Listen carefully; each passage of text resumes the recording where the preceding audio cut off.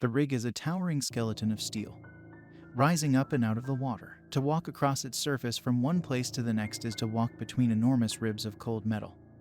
Beneath the glare of 100 blinking lights, like watchful eyes in the darkness, red, yellow, white, staring, the military infrastructure on this rig is minimal.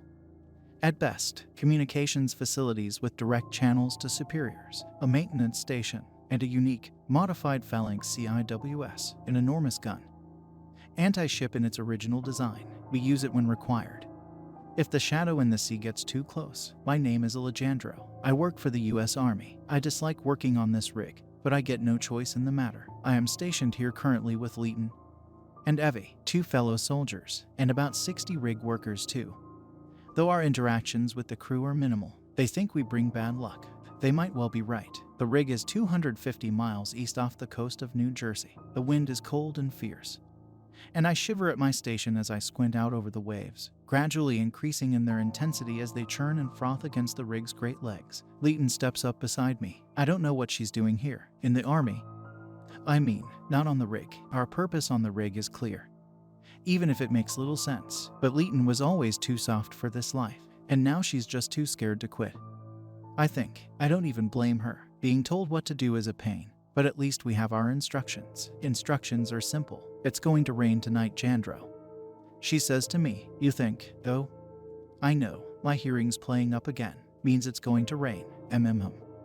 I reply, disinterested. Also, Command gave me the weather report earlier. She says, in fact, look over there. You can see the edge of the rain if you look real hard. I follow her finger. And sure enough, on the gray horizon, there is a shadowed column of rain in the far distance. Beneath a steadily rolling, building crescendo of clouds, the relevance of the rain is significant. The DOTP is far more likely to arrive during such weather. The greater the obscurity in our surroundings, the more likely it is to appear. I lean back against the rail behind me and rub a hand across my weary eyes. Allow me to explain our duties here. The DOTP is an acronym for Disturber of the Peace. It's the name that Leighton and Evie and I came up with to describe the anomaly that plagues this particular rig. The DOTP arrives only at night, between the hours of 100 and 600. It takes the form of a Greenpeace ship, a small to mid-size icebreaker. Typically, the name of the ship varies. The ship that most often frequents the rig goes by the name of the Watchful Guardian, though we've also had visits from Rainbow's End and Forgotten Queen. We've been in contact with Greenpeace, the organization, the real one. They have no knowledge of such ships and claim no affiliation. The ships arrive out of nowhere, through mist, or from the waves themselves. If you're lucky enough to witness an arrival, the crew on board is unique to each of the 3 ships, though the 3 crews are constant. I know this only by the clothes they wear, and by their voices. Their faces are covered to protect them from the cold and the wind. Face masks, thick scarves, ski goggles, and the like. It unnerved me at first. Now it's just a part of the experience. I sigh. It's all so tiresome. The boredom, the brief little stabs of stress, the circular nature of the cycles of fear, the repetitiveness of it all. The Greenpeace vessel will try to encourage us to join them. That's their thing, to try and encourage us to abandon the rig. And then, when the shadow is due to arrive in the sea, the vessel departs. Off they sail into the mists, and they vanish. The next time they come by, they have absolutely no memory of their previous visits. It's maddening, really, if one chooses to think about it. I choose not to. Instead, I shoot the shit with Leighton. Do you ever wonder where the DOTP goes when it leaves for the night? She asks me. It's not the first time she's asked this question. I used to. I tell her, don't much care anymore. Yeah, but you don't really care about anything. She mutters, untrue.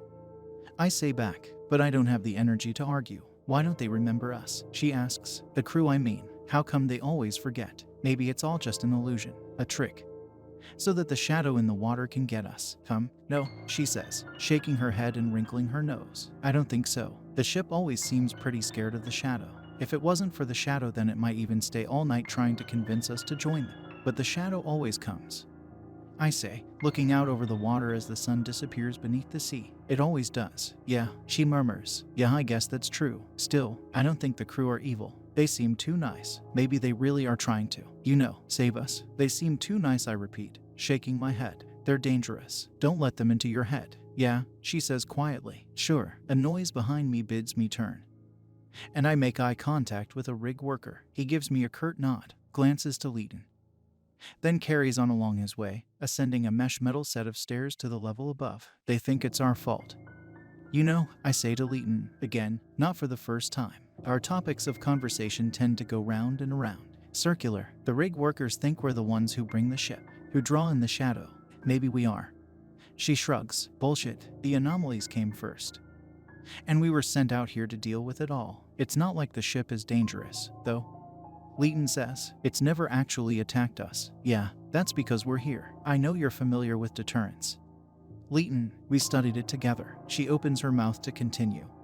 But I'm not done. And besides, the shadow in the water is definitely dangerous. Maybe our presence here is the only thing stopping the shadow from doing what the DOTP always promises it will. And hell, who knows what their true motives are? I'm not convinced, she replies. Are we a deterrent to the shadow too?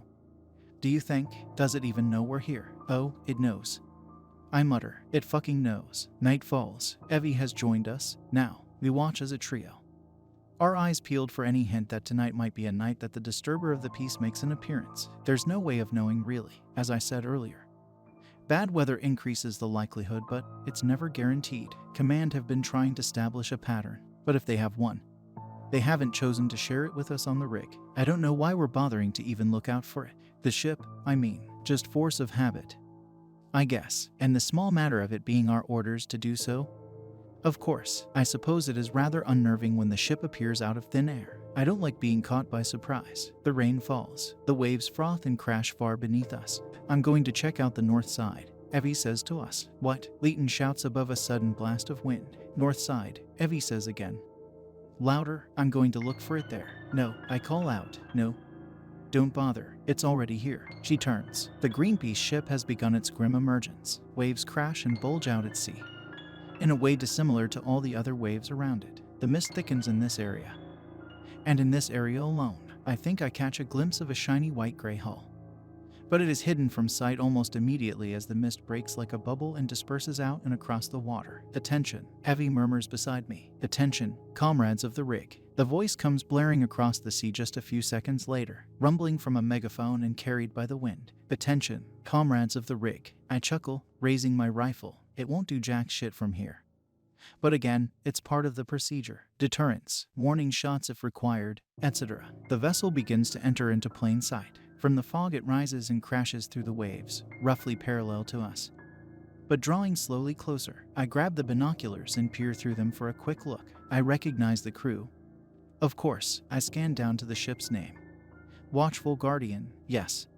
It's our regular visitor. I look back over the deck. I count 5 people, all standing roughly the same distance apart, one holding the megaphone. He wears a thick blue parka and a blue mask, with an orange visored pair of goggles. The others are all adorned in colorful clothing too. There's a woman amongst them who wears a pink jacket. She holds the megaphone sometimes. It's impossible to tell the gender of the others. They never speak to us, so we can't even tell by way of their voices. Comrades of the rig, comes the voice.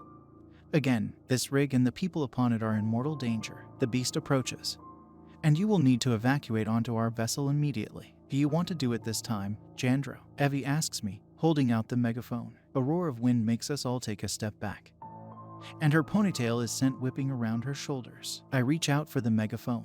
Sure, I say, bringing it up to my mouth and lowering my weapon. I step up to the rail and lean out over the edge. Thank you for your concern. I call back over the water, but this rig is well equipped to defend itself. Thank you. Now please, be on your way. You don't understand, the man on the deck replies. He throws out a desperate arm in plea. Your drilling here has encouraged the attention of the beast. He will strike and attack and bring down this rig before the morning. You need to allow us to dock so we can get everyone to safety. You are approaching the limit of the safety zone of this installation. I call back, well familiar and well bored of this tired old routine. Your ship is in danger of wreckage. Turn your boat around and steer clear. The ship draws closer. It's close enough now for me to read the vessel's name without the use of the binoculars. The man lowers the megaphone and says something inaudible to the woman in pink. They both gesticulate wildly. Then the man brings the megaphone back up to his lips. If we are able to dock, then you have a chance to escape. Do you have no radar equipment available? The beast will be converging on this location as we speak. There isn't time for debate. If you want to live, then you need to board. Now. Thunder ripples through the sky, and a faraway flash casts deep but temporary shadows across our environment. We have radar capabilities, of course, by the way, but they never reveal anything in the water. Sometimes we get readings from the DOTP itself. But not always. You are too close to the rig and at risk of wreck. If we believe you to pose a threat to the US citizens aboard this rig, then we will shoot down your ship. Please consider this a warning. Turn your vessel around and depart. Please, shouts the man, with such intense desperation that even despite the frequency of this little performance, it still gets to me, that gnawing doubt. I push it away. Turn your ship around. I shout back. You will not be warned again. We are receiving no signal or suggestion of any threat to this rig but yourself. Turn your ship around. Sometimes the DOTP leaves at this point. Sometimes it doesn't. There are a great many variables. And the three of us spend our mornings following these incidents, writing up play-by-plays for command to study. As I said before, we're yet to receive any meaningful intel back for our report writing. Maybe one day, though our shifts will probably be done by then. Maybe there'll be something useful for the next crew. The man in blue hesitates. He talks to the woman in pink as his other three shipmates stand motionless, sea legs of iron as the ship rocks and sways on the surface of the sea. But they themselves stand stock still. He brings up the megaphone. Comrade, allow us to dock. This entire rig must be evacuated. The beast will tear this entire apparatus and the people upon it to shreds. Or worse, please. You must evacuate. You are in danger. All right. I mutter to Leighton, fire a warning shot. She hesitates. I look at her. Leighton, fire. Already, she does. There's a bang and a brief flash.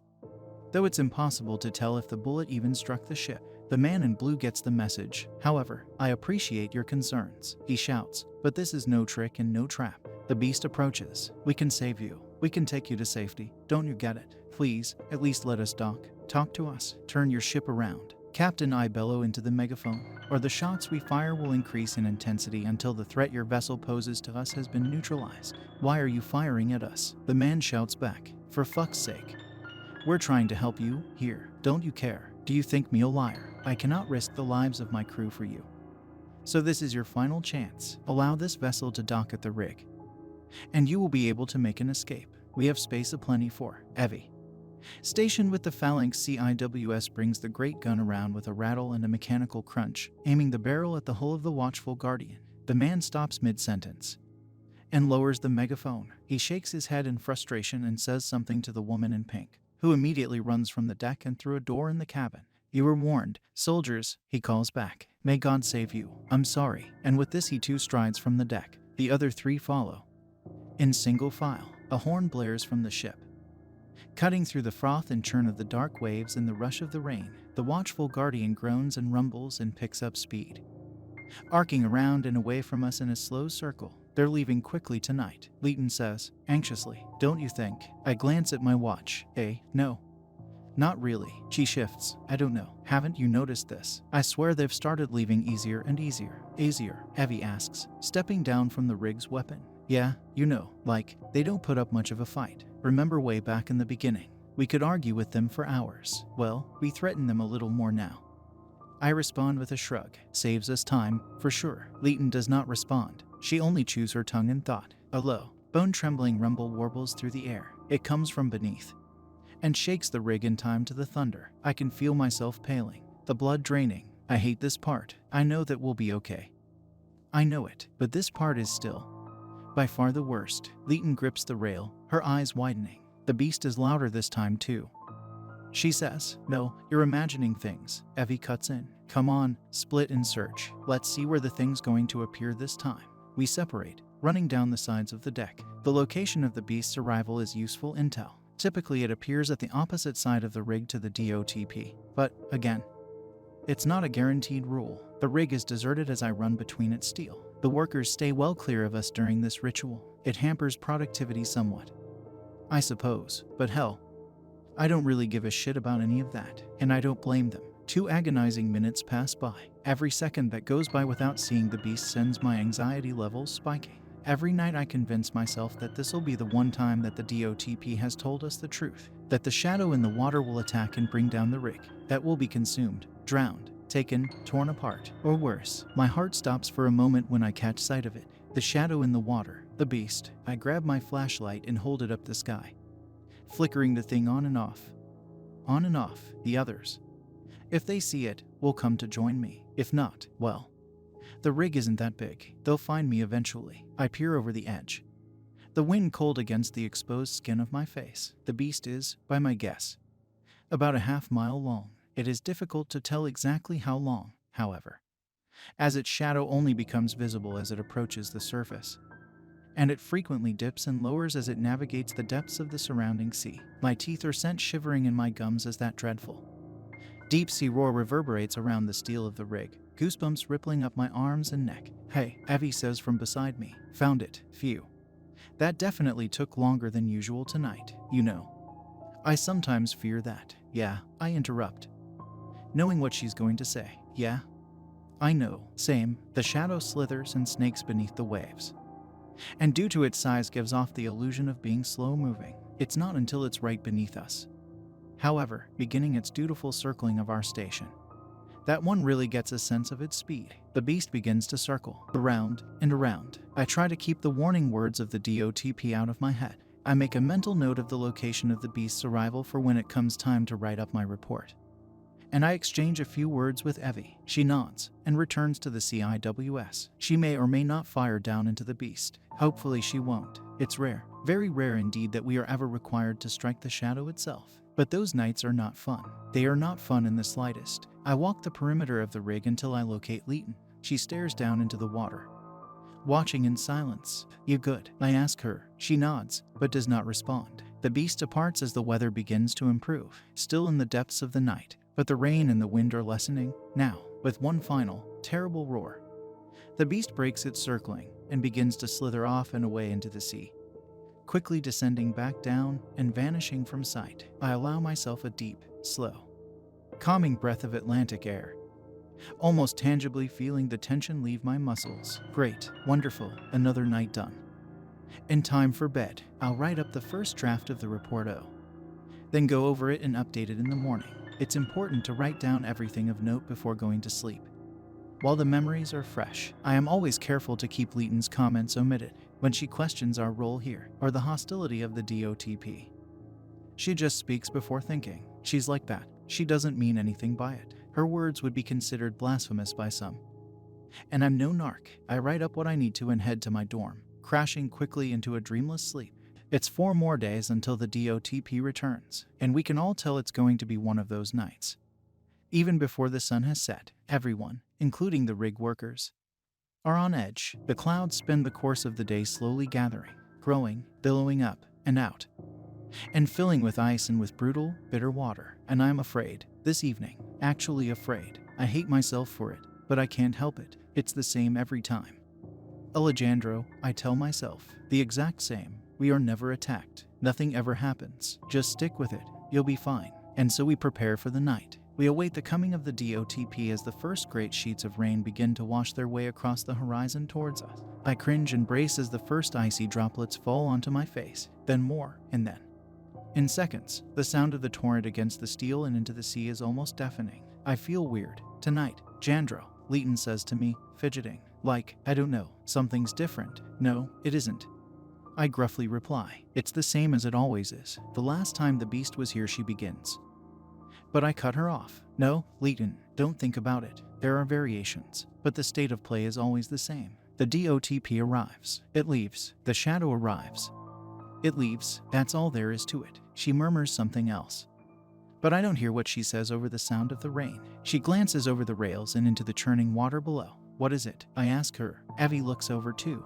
Nothing, she says, glancing at me from beneath her hood. I thought I saw. What? I ask.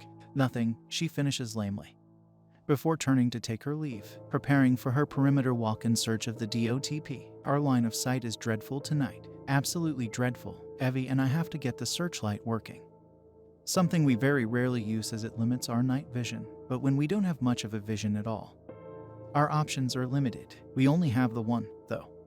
So once it's up and running, I take command of it, and the two of us use it to scour the sea. Nothing appears. It's gotta appear tonight. Surely, Evie asks. I mean, on a night like this. Surely, you'd think, but maybe not. I grunt and swing the searchlight around. Maybe it isn't coming tonight at all. Evie snorts with grim laughter. Yeah, if you say so. She pauses. Leighton's taking her sweet time. An offhand comment. But still, I lean back from the searchlight. I make eye contact with her. I'm going to go and check up on her. I say, outwardly calm but inside, suddenly panicked. Evie nods, sensing the change in atmosphere. I relinquish control of the light, and I set off around the rig's perimeter at a half jog. Leighton should have been back by now. She should have been back ages ago. I increase my pace a little, boots splashing in the shining puddles across the rig's surface. They clang against a set of metal mesh stairs as I descend down to a lower platform. I glance up and out to sea. Fuck, I swear out loud and slip on the stairs. Grabbing onto the rail for support, I can see the boat, one of the disturbers of the piece, and it's docked. It's fucking docked at the rig. Way out on the opposite side, I break into a run now, sprinting between the bars and metal bones of the surrounding apparatus, skidding across the platform towards it. I take the final set of stairs 3 at a time, landing heavily at the bottom and running across to where the ship rocks and shudders in the waves beside the lowermost platform. And there is Leighton, preparing to board. She looks back at me, and our eyes meet. Leighton, I scream out into the storm. What is she doing? What the fuck is she doing? She quickly looks away and jumps across to the ship's deck. She lands with a stumble, and is welcomed into the arms of the woman in pink, adorned in mask and gloves and goggles. The man in blue is also there. This must be the watchful guardian. Not that it matters, I suppose. Comrade, he calls through the megaphone. Welcome, quickly, jump across to the ship. There's still time to get you out of here. To get you all out of here. I stop at the edge of the dock, panting. I've never seen the crew of the DOTP so close. They stand completely still, legs shoulder width apart, all facing towards me. Leighton's hair is blown out to the side in the gale. She clenches her fists and then says something to the man in blue. He nods and passes her the megaphone. Alejandro, she shouts through the device. I think we're supposed to board. They're just going to keep coming. We have to board for the cycle to end. What the hell are you talking about? I shout back, though I have to really project without the use of a megaphone of my own. Who cares about the damn cycle? Leighton, get back onto the rig right now. You are in danger. How could you be so stupid? She violently shakes her head. Tonight is the night, Jandro. The beast is finally going to take down the rig. Please, if you don't want to be torn apart and lost beneath the sea, then you have to board. They're just trying to save us. Have you lost your mind? Leighton, I scream back. I raise the rifle and aim at the man in blue. Leighton steps in front of him, blocking the shot. Jesus, I shout at her, furious and terrified. Leighton, please, don't do this. Don't do this. There's still time. I give voice to this thought. There's still time to come back, please. She hands the megaphone back to the man in blue. Comrade, the beast approaches. Are you able to evacuate the rig? Everyone needs to be off in the next few minutes. Please, send her back. I shout to him. Let Leighton off the ship. I don't understand. He calls back. You need to join us. This whole rig is going down. You won't stand a chance against the beast. I'm sorry. Please, evacuate the rig. I take aim, and I fire. The megaphone flies out of his hands. A large piece shattered right off. The man in blue stumbles back in alarm as it clatters to the deck. He makes a gesture to his crew, and at once they retreat into the cabin. The ship's engine starts to groan. Leighton shouts something at me, but I don't hear what she says. The man crouches swiftly down and grabs the damaged megaphone, calling back one last time. I'm sorry, but I can't put my crew's lives in danger like this. May God help you. I hope by some miracle you survive the attack, soldier. And with that, he departs. He opens the door to the ship's cabin and gestures for Leighton to go inside. Leighton, I shout, please, just come back. But the ship is pulling away from the dock, rising and falling in the angry waves. And with a final glance, Leighton passes through the doorway, and the man in blue follows. The ship pulls back and sails off into the storm. I take aim and fire off a few more shots, though I don't know why I'm bothering. I manage to mark the hull, a nice clear bullet hole by the G of Watchful Guardian. But there is nothing of any use that I can do. Nothing I can do but watch in distress as the ship turns away, as it sails off through the chaos of the storm and sea, plunging through the waves and into a slowly spreading cloud of mist, vanishing from sight. And the beast follows. It always does. And tonight is the worst. I have never felt so close to death. It wastes no time in its emergence, the great encircling shadow, and I am trapped in a state of terror. Why would Leighton board the ship? Why would she board unless she knew? Unless she knew that this is the night that the rig goes down. It's going to attack. The beast is going to attack the rig.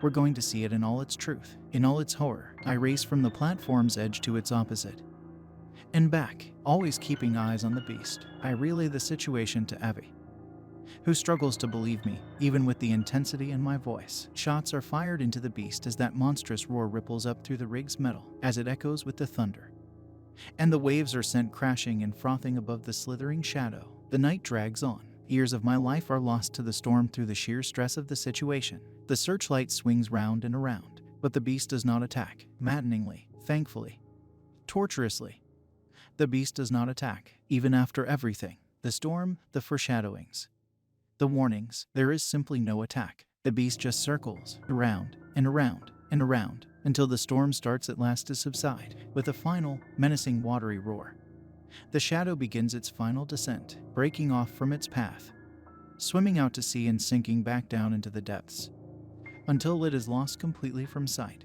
The rain eases, the wind calms, and the sun, steadily, begins to rise, casting its thin gray light across the surface of the sea. And I only stare, still in a state of shock, eyes bloodshot and hands trembling on my rifle. Leighton is all I can think. She's gone. I did see her again. Leighton. I mean, during my time on the rig, several times, actually. The DOTP appeared to us on 6 more nights. On one of those nights we were visited by Rainbow's End, the other, Forgotten Queen, but the other 4 were our regular. The Watchful Guardian, the man in blue was still there, the woman in pink, also, but neither of them were the one to call over to us on those final 4 visits. It was Leighton, always Leighton, adorned in goggles that covered her eyes, and a thin, black mask that covered her face. She called over to Evie and I on the megaphone. She was still wearing her military camo, still equipped with her rifle, and all she did was beg us to join her, to allow them to dock and for us to board the ship, to evacuate the rig and to escape. Each time she tried, she was convinced that the rig was about to go down, that the beast was truly about to tear us all apart. She seemed completely oblivious of her previous visits, and seemingly the events surrounding her own choice to board the DOTP in the first place. I considered shooting her. You know, I looked through the sights of my rifle, wondered if a shot from that range would strike, and then decided against it. Maybe one day she'll find her way back. Maybe I'll get stationed on the rig again. I've requested it, but I'm awaiting the results of my psychological assessments. Time will tell, I guess, but all I can say for certain is that the damn thing is still standing. As of the time of writing, the beast is yet to finally tear it down, so make of that what you will, I guess.